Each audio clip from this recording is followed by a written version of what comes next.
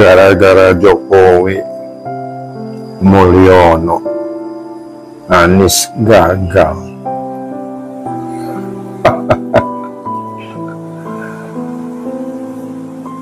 Ya, dari capres turun kasta mau nyagup. Mukanya tebel sekeras logam. Kulit badak juga kalah. Itu komentar netizen. Bodoh amat deh, yang penting gua berkuasa. Gitu kali ya. Merapat ke Golkar, loncat ke Demokrat, hijrah ke Gerindra, pindah ke Nasdem, nyasar ke PKS, imigrasi ke PKB. Akhirnya mau dompleng PDIP. Seolah-olah semua ketua umum parpol dan kader-kader partai itu bodoh semua, bisa dipermainkan. Kecuali elit PDIP kali yang bodoh. Ya, ideologi Anies itu nggak jelas. Ideologinya kapitalis, jumping lies, kutu loncat, pinter merangkai kata, nafsu kekuasaannya, syahwatnya luar biasa, suka berkhianat, dan tukang dompleng. Jadi mungkin ini jadi pelajaran. Jadi mungkin stop kali ya, gara-gara Mulyono dan gengnya gitu, kata Ono Surono yang gagal nyagu di PDIP. Ya, saya pikir-pikir, apakah ini kebetulan ya? Ya, Anies mengalami nasib seperti ini. Ya, Jokowi, Prabowo, SBY diakalin. Bahkan di debat capres, Anies Baswedan tegahnya menyembelih Prabowo. Dikatain nggak kuat lah jadi oposisi, lahan IKN, dan memberi nilai 11 dari 100. Akhirnya kita harus berterima kasih juga kepada PDIP, Ketua Umum Megawati. Kenapa? Ya, akhirnya petualangan Anies Baswedan dihancurkan Ketua Umum PDIP. Tamat deh. Mantap Ibu Megawati. Ya, fungsionaris PDIP yang seperti Deddy Sitorus yang blow on, menyala mengkampanyekan Anies Baswedan, Masinton, ya, kelihatannya punya kepentingan sendiri di PDIP. Nggak tahu deh agendanya seperti apa. Kalau menurut saya, Anies Baswedan itu memang sudah kena social and political punishment. Kelakuan politiknya nyaris menghancurkan. Ya. Jadi mau berani menikam yang pernah nolong. Ambisinya luar biasa, nomor 1. Dan selalu kartunya main kartu rasis. Ya, merangkul LSM, masyarakat kelompok yang sering bilang Pancasila adalah togut. jual agama, surga, dan ayat-ayat suci, menyalakan angin dan air. Ya, mungkin inilah punishment dari masyarakat. Zaman sosmed semacam ini, Anda tidak lagi bisa bermain-main. Rekam jejak Anda terlihat jelas. Jadi buat elit PDIP yang masih ingin tetap eksis, sudah stop. Jangan bilang gara-gara Mulyono, gara-gara Jokowi. Ya, saya bisa katakan gara-gara Jokowi lah Indonesia menjadi makin baik. Gara-gara Jokowi lah yang jelek terungkap, yang jahat terlihat. Itulah hebatnya Jokowi, utusan Tuhan yang dikirim Allah SWT bagi bangsa kita.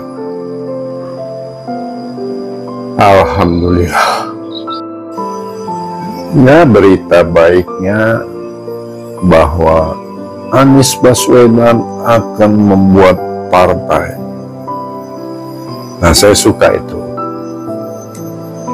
Kenapa saya suka? Ya, kalau Anda mau berhasil, ya kerja dong, jangan ngedompleng, ya kan, memanfaatkan parpol. Akhirnya kan malah sebaliknya, parpol yang memanfaatkan Anda. Bikin partai itu nggak ada jeleknya. Pertanyaannya, Anda punya uang nggak untuk mengelola partai sebesar seperti PDIP, Nasdem? Itu 1 tahun butuh duit bisa triliunan untuk mengelola, untuk bisa berhasil. Ya, kumpulin dah tuh relawannya Anies, simpatisannya. Kan ada berapa? Katanya 40 juta ya. Ya, kumpulin lah 40 juta, nyumbang lah. 40 juta kali 1 juta kan 4 triliun. Masing-masing 1 juta semua keluar duit. Kasih Anies bikin partai politik. Itu baru hebat. Halo guys, jumpa kembali bersama saya Basten.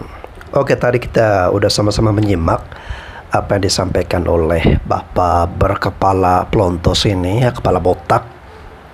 Tadi dia menyampaikan bahwa Pak Anies ini orangnya nggak tahu malu guys, ya. Menurut dia loh ya, bukan menurut saya. Katanya Pak Anies ini wajah atau muka tebal, ya, setebal seperti kulit badak, seperti kerasnya logam, ya, dan suka berpindah-pindah dari satu partai ke partai lain, dan dia juga dijuluki sebagai kutu loncat. Dan menurut Bapak ini, Pak Anies ini tidak memiliki ideologi yang jelas, ya. Jadi orangnya oportunis, pandai memanfaatkan situasi dan suka berkhianat, ya. Itu kurang lebih apa yang disampaikan oleh Bapak ini, ya. Jadi intinya dia mengatakan bahwa gagalnya Pak Anies ini maju sebagai calon gubernur Jakarta, ya, itu bukan disebabkan oleh Pak Mulyono, ya, tetapi oleh perbuatan dari Pak Anies itu sendiri. Dan menurut Bapak ini itu adalah hukuman buat dia, ya. Nah guys, bagi kalian semua, ya, anak-anak abah yang menyaksikan konten ini, untuk lebih jelasnya kalian bisa saksikan sendiri di konten Najwa Shihab, ya. Di konten itu Pak Anies sudah menyampaikan semuanya, ya, alasan kenapa sampai dia nggak bisa maju untuk menjadi calon gubernur Jakarta, ya, yang sebagaimana kita ketahui seharusnya dia dipersiapkan nih untuk maju bersama dengan Pak Rano Karno, ya, yang diusung dari PDIP. Tetapi malah nggak jadi nih, PDIP mengusung Pak Pramono Anung bersama dengan Pak Rano Karno ya. Lalu kemudian di interview bersama dengan Najwa Shihab, Pak Anies juga menjelaskan ya kenapa akhirnya dia batal untuk maju sebagai calon gubernur dari Jawa Barat. Menurut Pak Anies, kalau di Jakarta itu ada aspirasi dari akar rumput, dari rakyat kecil, rakyat jelata, dari masyarakat. Sedangkan di Jawa Barat ya, dia merasa bahwa tidak ada aspirasi dari warga Jawa Barat ya. Jadi kalau dia maju itu kesannya dia dipaksakan atau dicalonkan oleh berdasarkan keinginan dari partai politik, bukan berdasarkan keinginan dari rakyat ya. Jadi itu alasan kenapa dia akhirnya batal untuk maju menjadi calon gubernur Jawa Barat ya. Lalu kemudian ketika Najwa Shihab menanyakan apakah ini semua merupakan campur tangan dari orang yang lebih berkuasa di atas sana, Pak Anies juga membenarkan akan hal itu ya. Jadi ada orang-orang yang lebih memiliki kekuasaan yang lebih ya di atas sana, tapi dia nggak menyebutkan namanya ya, kita nggak tahu siapa. Menurut dia ini adalah orang tersebut ya yang akhirnya menjadi salah satu akibat kenapa dia nggak bisa maju menjadi calon gubernur Jakarta. Dan rencananya guys ya, Pak Anies ke depan dia mau membuat suatu komunitas ya atau ormas ataukah partai politik, tetapi dia masih melihat situasi dan perkembangan ke depan ya. Oke guys, kita akan dengarkan lagi ya reaksi yang tidak kalah menarik dengan yang pertama tadi. Kita dengarkan dulu berikut ini. Salam NKRI. Dan luar biadab ya, ternyata gila juga nih ya. Pilkada 2024 ini nggak kalah menarik dengan Pilpres kemarin, di mana ada dugaan campur tangan cawe-cawenya si Mulyono. Apalagi usahanya si Mulyono untuk menjegal PDI Perjuangan dan juga Pak Anies. Ya, usaha Mulyono untuk menjegal PDI Perjuangan dan Pak Anies berawal dari dibentuknya Kimples, yang tadinya Koalisi Indonesia Maju itu hanya berisikan partai-partai pendukung paslon 02 saat Pilpres, tapi sekarang gitu ya, bertambah nih ada PKS, ada Nasdem dan juga PKB, di mana ketiga partai ini sebelumnya saat Pilpres ini merupakan partai yang mendukung Pak Anies, tapi dengan tega tanpa hati nurani ketiga partai ini meninggalkan, membuang Pak Anies begitu aja. Lalu di Pilkada Jakarta dan di Pilkada Jabar pun Mulyono tetap bermain dan akhirnya Mulyono berhasil menjegal Pak Anies. Ya walaupun gitu ya sangat disayangkan loh, Mulyono ternyata tidak berhasil menjegal PDI Perjuangan, semua berkat keputusan MK nomor 60 dan 70. Bahkan anaknya si tukang pisang gagal juga masuk di pilkada dan akhirnya ngabur ke Amerika. Sorry nih ya. Oh iya, gitu ya. Bahkan Kang Ono Surono, Ketua DPD PDI Perjuangan pun gitu ya menyampaikan bahwa batalnya Pak Anies diusung oleh PDI Perjuangan di Pilgub Jabar itu juga karena ada tangan kekuasaan, ada campur tangan si Mulyono yang bermain.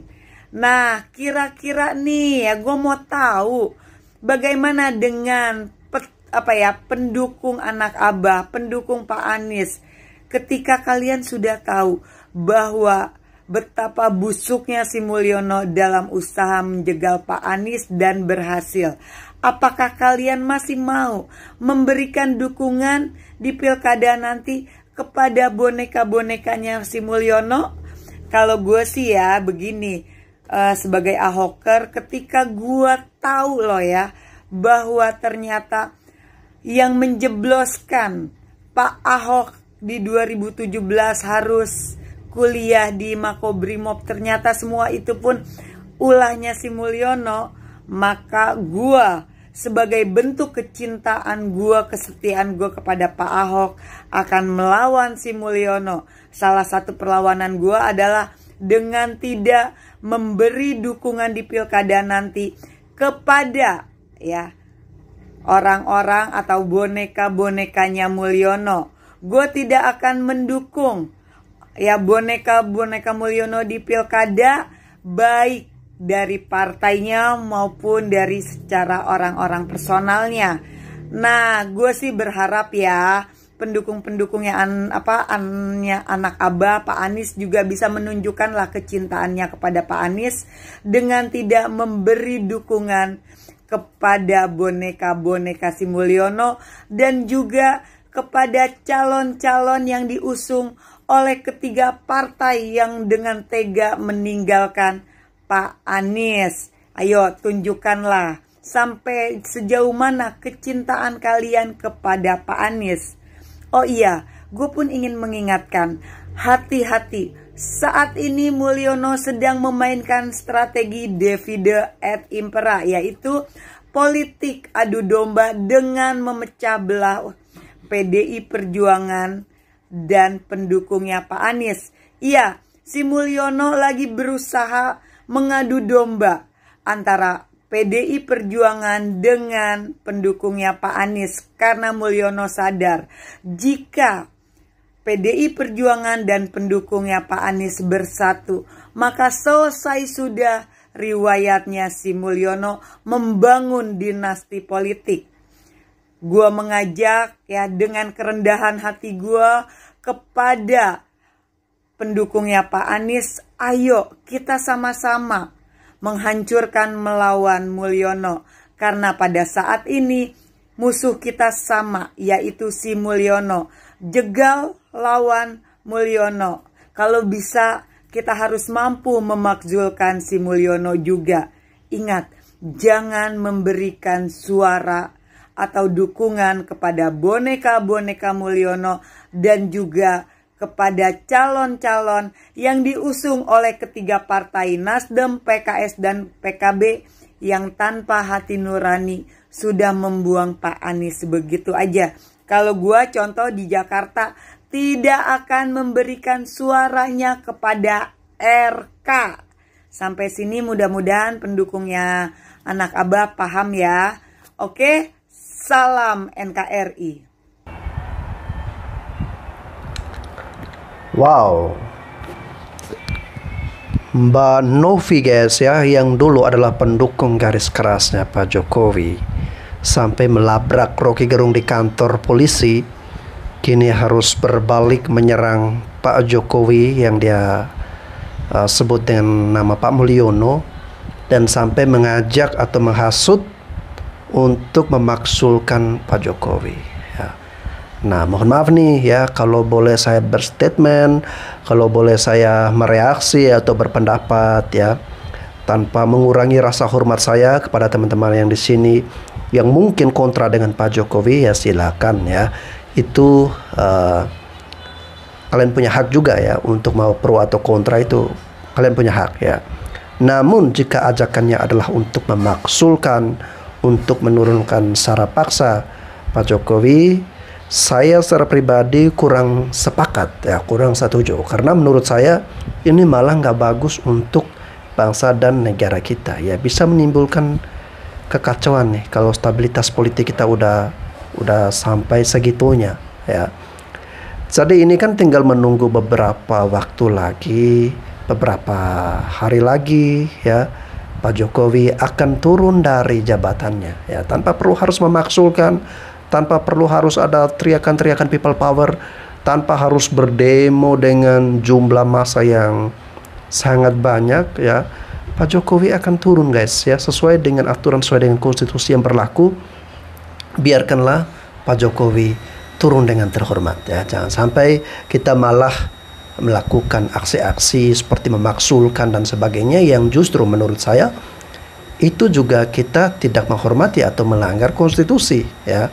Karena ya presiden ini kan dipilih oleh rakyat dan disahkan secara undang-undang, secara konstitusi, dan juga dia harus turun juga sesuai dengan aturannya ya. Oke guys, itu saja dari saya. Sekiranya ada hal-hal yang kurang berkenan, mohon dimaafkan. Sampai jumpa lagi di konten-konten selanjutnya.